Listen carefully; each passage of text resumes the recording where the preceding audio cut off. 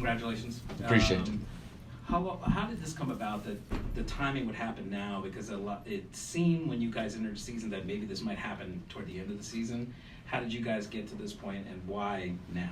Yeah, I think we've had ongoing conversations throughout, and we're in constant contact, obviously, with Kawhi, but also with his representatives. And it just made sense from both sides. I think we both wanted the same thing. Right, we wanted Kawhi to be a Clipper for a very long time, and Kawhi wants to be a Clipper for a very long time. And we wanted to put the focus on the team, and at the same time, it just came together where it just made sense, where it was a very fair deal for both sides, and Kawhi was a great partner because with this new CBA, there's harsh penalties and way beyond financial penalties, but team building penalties. For high-spending teams, and Kawhi understood it, and Kawhi's number one goal is to win, and win as a Clipper, and be a Clipper.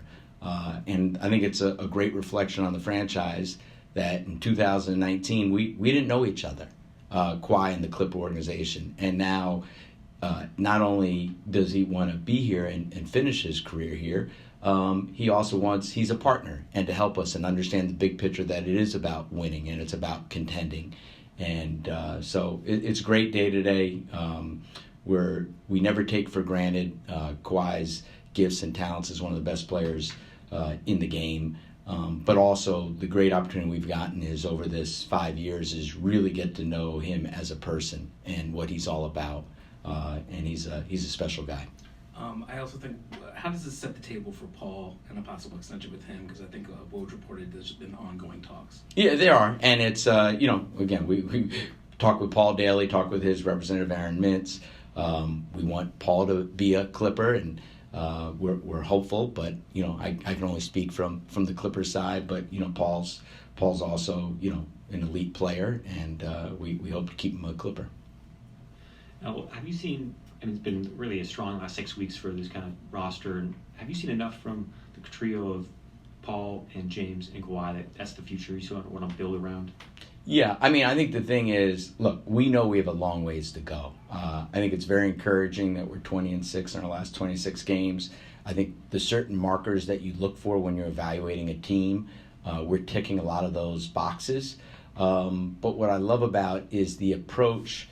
I think each of those guys and our team is in the right place at the right time in terms of their ages, where they're at in their career, where they're at in terms of their financial earnings, and that they're happy. They're where they want to be.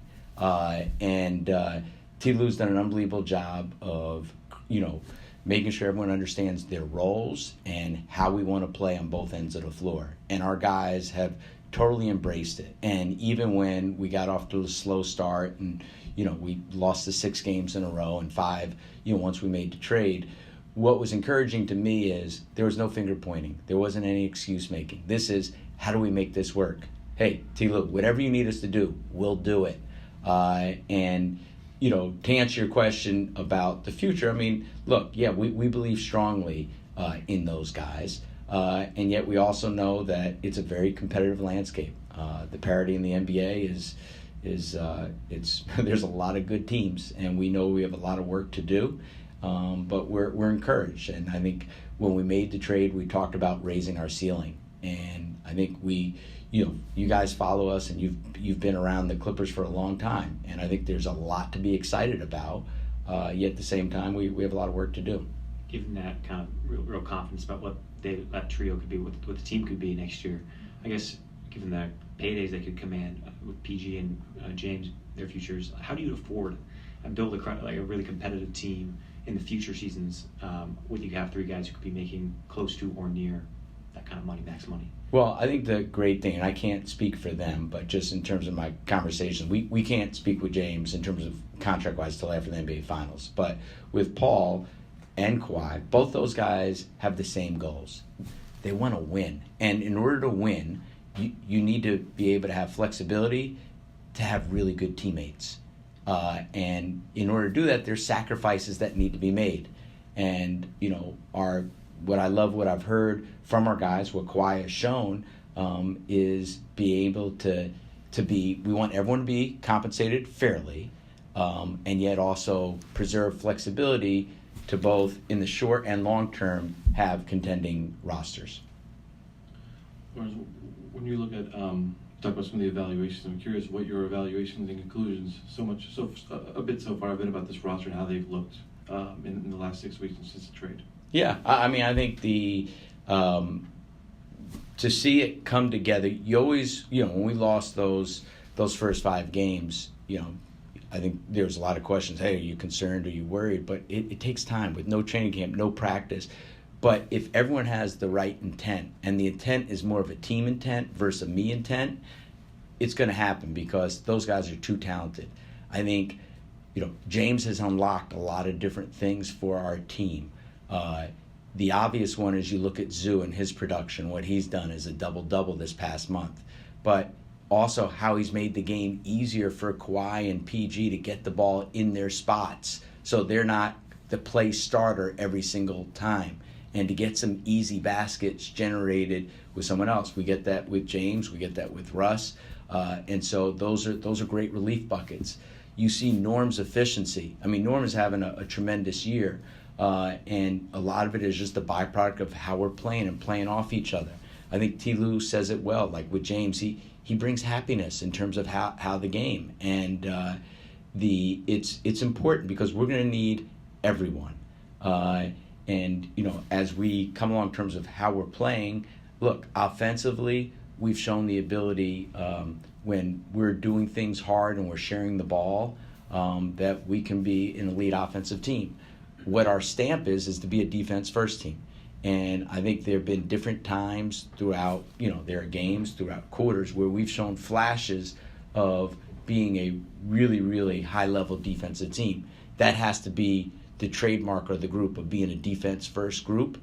We have a lot of offensive firepower, and by and large, our guys have done it. And I think the defensive habits are the things that are going to carry us through. Because we play different lineups, the ability to rebound is going to be critical. But I guess specifically to answer your question, there's a lot of things to like in terms of what we've seen on both ends of the floor. And we just have to continue to sharpen our strengths, and also some of the things that we're struggling at is continue to work on those as well. And regarding Kawhi, I know he's had a bit of unlucky injury luck of late. Just from that perspective, what gave you the confidence to commit the years and the money to Kawhi, given that a bit of that history? Yeah, I mean, there was no hesitation with it. I mean, we acknowledge that, look, he has been injured, and injuries are part of the game. And in this game, look, anybody can get injured, but not anybody can be a top 5 player, and Kawhi is. Hey Lawrence, I remember 2 months ago when you were able to complete the trade to bring James here, about the power forward position, about Kobe getting an opportunity, about PJ coming here, and now we've seen Amir's gotten more of a chance to play and really emerge in the rotation. How much do you expect the team to have some internal improvement from the guys that are already here, and how are you looking at evaluating what you can do to improve the roster where they can be better? Yeah, I think you bring up a great point about Amir, and I think when you look at it, to me, probably the best way to evaluate the group is once Russ volunteered to come off the bench and to kind of see it, and I think with it, I mean, we talk about sacrifice, the fact that Russ has embraced, and he's been unbelievable in the role, and he elevates others, and I think one of the guys who's a byproduct of that is Amir. Amir is, you got to give Amir a lot of credit, and I know T. Lou and his teammates do, for hanging in there when he wasn't getting any playing time. And I think his approach changed this year in terms of the urgency, how he attacked different things, the stay ready games, his individual work. Jeremy Castleberry and that group has done a great job of keeping him ready. Yeah, I mean, look, you're always looking for ways to get better. The odds are it's going to be internal. Trades, as you know, are very hard to come about, and we made our big trade. We happened to make it way before the deadline, and we saw. It's a great example. Is when you make a trade, especially something of a significant magnitude, it takes time. Well, once you get to February, you just have less time and less games for it to come together. So we're really, really encouraged by what this group is, and we'll always lean in on our guys getting better. Yet at the same time, it is our job to continue to look for ways to improve the group if that's possible. Lawrence, earlier you mentioned that this was the right timing for this to come about. What made it the right timing for you guys? Not just for you, as a collective, like for him, for you, like what made it the right time? Well, I think, look, we both wanted the same thing. So it just comes down, in any negotiation coming, you talk, you table it, you talk, you table it. But there was never any doubt it was going to happen. It was just a matter of when. And, when we circled up and spoke again, and just kind of update where we're at is, both sides said, look, it's a wise man in sport told me this a long, long time ago, and this was about decision making. If it's inevitable, do it. So this was, we knew this union was going to happen. We both wanted it to happen, and we came to an agreement. Let's do it now. I'm curious about your personal reflection on this when you came to this franchise and you had this vision of what was going to be created here, and you sit here today and it's a great day for Clipper Nation, and you have a Kawhi Leonard who says, I want to win, and we know that doesn't mean a certain number he wants to win. He wants to win it all. So it's a vote of confidence for this franchise. I'm curious if you've reflected on that and what this means big picture for the franchise. Yeah, I mean, it's a great point, Jeannie. I think it's a great reflection on Steve Ballmer and the organization that he's built. We're all stewards for him, for the LA Clipper community, LA community, and when you go through the history of the franchise, to have an elite player, a champion like Kawhi, not only say he wants to stay, but also stay and to make some sacrifices so he can help build out the team. I think it's a great reflection and a great day for the organization and all the people, our players, our coaches, our staff.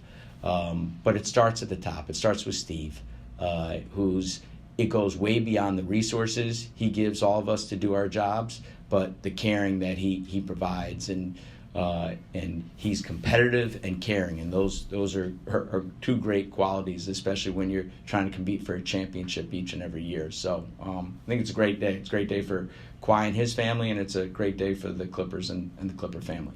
Thanks, Al. Pleasure. Have a great night.